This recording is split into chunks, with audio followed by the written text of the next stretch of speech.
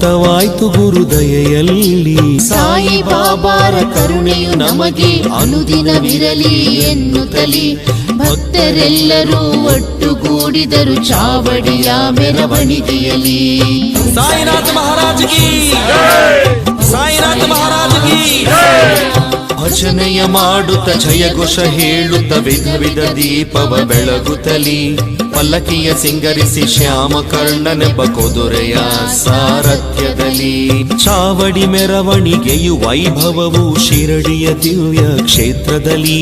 ಶ್ರೀರಾಮನವಮಿ, ಕೃಷ್ಣಾಷ್ಟಮಿ, ಗುರು ಪೂರ್ಣಿಮಾ ಪ್ರಮುಖ ದಿನಗಳಲ್ಲಿ ಬಾಬಾರ ಕಾಕಡಾರತಿ ನೋಡಲು ಕಂಗಳು ಪಾವನವಾಗುವುದು. ಪಂಚಾರತಿಯ ಸ್ವೀಕರಿಸಲು ಮನವು ಪವಿತ್ರ ಹೊಂದು